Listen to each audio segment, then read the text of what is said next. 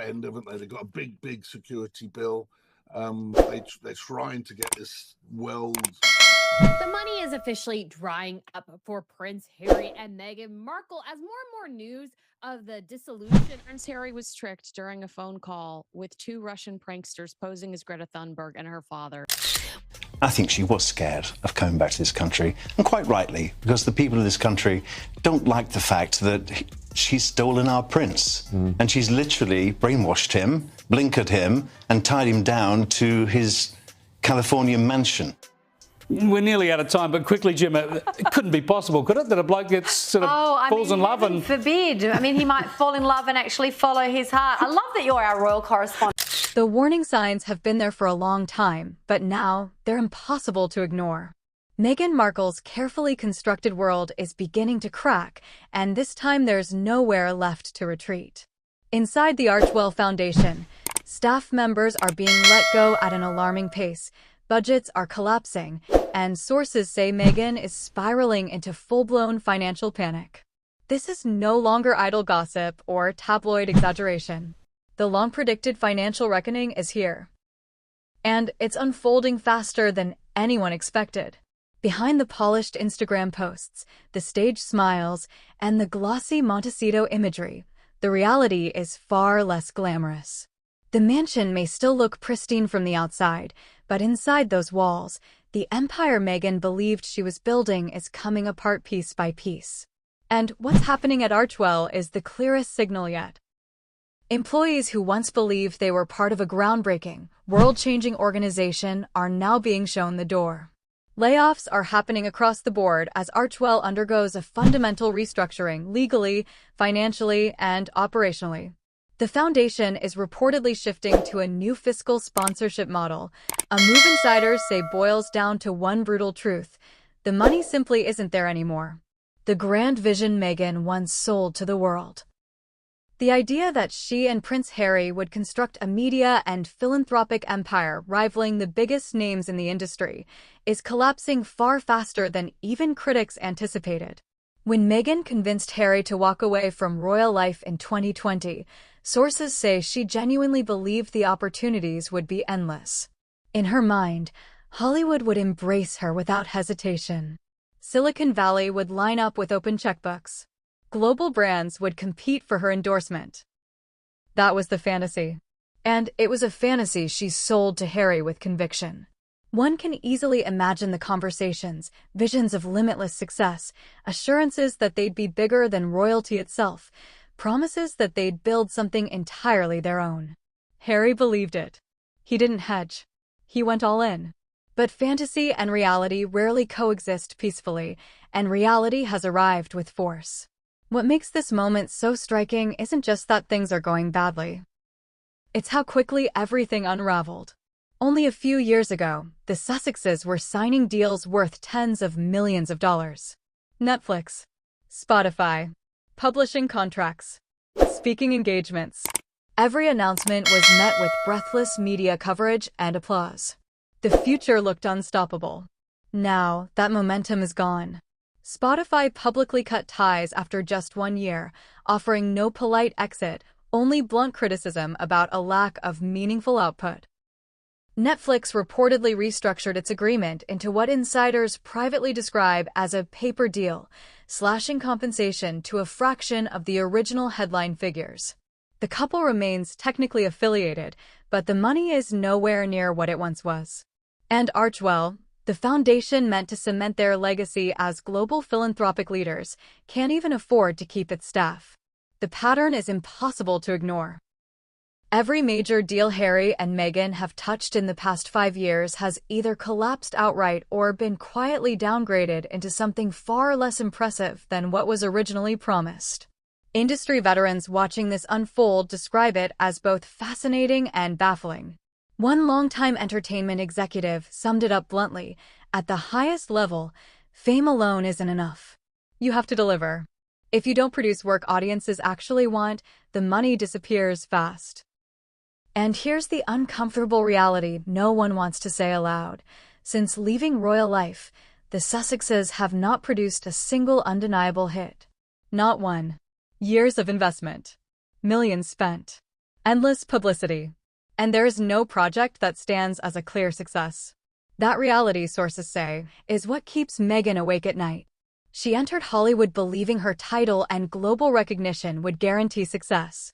She assumed the world owed her results simply because of who she was. But there's another layer that makes the situation worse. Much of the money fueling these ventures wasn't even hers. It came from investors willing to gamble on her fame. That approach isn't unusual in entertainment, but it only works if returns eventually materialize. When the money keeps flowing out and nothing of value comes back in, investors stop calling. Offers dry up. And suddenly, even a $15 million mansion starts to feel like a liability. Archwell's latest financial disclosures only reinforce that reality. Sources now reveal that staff salaries at Archwell were staggering. Six-figure paychecks were reportedly common, even for roles that produced no measurable impact. No viral campaigns. No successful launches. No tangible return on investment. Money was hemorrhaging. And Meghan kept signing off on the spending. This is what happens when spending is mistaken for accomplishment. Surrounding oneself with expensive talent does not automatically generate success. According to insiders, Archwell became bloated, an operation that looked impressive on paper but delivered almost nothing in practice. In 2024 alone, Archwell reportedly spent record sums on staffing while productivity remained stagnant. Meetings were endless. Strategies were debated. Memos circulated. But results never arrived. The dysfunction became painfully obvious during the attempted launch of Meghan's lifestyle brand, American Riviera Orchard. She reportedly struggled to recruit a qualified CEO, largely because the salary on offer didn't align with what the role demanded. Meghan wanted elite leadership, but wasn't willing to pay elite rates. The brand stalled. Progress froze. And rather than acknowledge structural problems, blame was allegedly shifted outward. That contradiction sits at the heart of the crisis. If money was too tight to hire a revenue-generating executive, why were astronomical salaries being paid to roles producing nothing at all? Either the financial management was catastrophically flawed, or the priorities were completely backward. Industry observers point out that effective charitable foundations operate leanly. Every dollar is maximized for mission impact. Archwell, by contrast, functioned more like a vanity project. Issuing grand press releases from what critics note is essentially a room in their home, as if they were running a multinational corporation.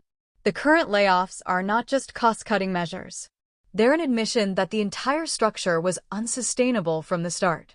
Meghan built an organization designed to make her feel important, not one designed to function. Now, as money dries up, those once generous salaries have become crushing liabilities. Staff who believed they'd landed dream jobs working for a duchess are discovering the dream was built on unstable ground. And now comes the most desperate idea yet. With paid staff being dismissed and budgets imploding, sources say Meghan and Harry are exploring the use of volunteers to keep Archwell running. Yes, volunteers. The irony is staggering. This is a couple that demanded financial independence, signed massive deals, bought an extravagant mansion, traveled by private jet, and insisted on elite security. Now, as their foundation struggles, the solution appears to be unpaid labor, while they continue living in luxury. The optics couldn't be worse. But the problems run deeper than hypocrisy. Their obsession with secrecy and control makes a volunteer-based model nearly impossible. These are people who require NDAs from everyone around them, who fear leaks, and who tightly manage information. Volunteers, by nature, talk. Charities that rely on volunteers operate with openness and trust. Archwell operates on restriction and suspicion. Those philosophies cannot coexist. Insiders predict it's only a matter of time before someone sees behind the curtain and speaks out. This isn't innovation. It's surrender. A white flag signaling that the money is gone and the options are nearly exhausted. Meanwhile, Meghan's social standing in Hollywood has deteriorated just as rapidly. The elite circles she once believed would welcome her have quietly shut their doors. There are no yacht photos, no Hampton weekends, no casual sightings with billionaires. Despite years in California, the Sussexes remain on the outskirts, visible but not embraced. Former allies have distanced themselves. The Clooneys are gone. The Obamas never engaged. The Beckhams have quietly stepped back. One by one, the relationships Meghan cultivated have faded. The reason, insiders say, is simple: powerful people value discretion. They do not trust those who turn private interactions into public narratives. Memoirs, documentaries, explosive interviews. These are liabilities, not assets. Hollywood's verdict has been delivered, and its rejection. Not loudly, quietly. And in response, Meghan appears to be pivoting toward a new circle altogether: the Kardashians. Reports suggest she's aggressively networking with Kris Jenner and her family, even entertaining the idea of reality television collaborations. For someone who once framed herself as a privacy advocate and humanitarian, the shift is jarring. The Kardashians represent everything Meghan once claimed to oppose: total exposure, monetized intimacy, and relentless media presence. Yet they may now be the only ones willing to engage. The power dynamic is clear: Meghan needs them far more than they need her. Marketing experts are now asking a blunt question: can her brand be salvaged at all? The consensus is grim. Meghan has crossed a threshold few public figures ever recover from, largely due to repeated self-inflicted damage. Every time she nears a positive moment, she undermines it with poor judgment or unnecessary conflict. The contradictions pile up. Audiences are exhausted. Her lifestyle branding lacks substance. She offers aspiration without expertise, luxury without relatability. In a space dominated by genuine skill and credibility, that simply doesn't work. Meanwhile, Prince Harry's position grows increasingly tragic. Once beloved, he is now isolated, estranged from his family, financially pressured, and tied to ventures that keep failing. The California dream he sacrificed everything for is unraveling. His children are growing up disconnected from their heritage. His marriage appears strained by competing priorities. Harry wanted privacy. Meghan wants visibility. Those differences are becoming impossible to hide. With shrinking income, rising costs, and diminishing goodwill, hard decisions are approaching. Sell the house. Reduce security. Return to the family he denounced. Each option requires humility, the one quality they've consistently avoided. And so the reckoning continues. The foundation bleeds money. The staff disappears. The connections vanish.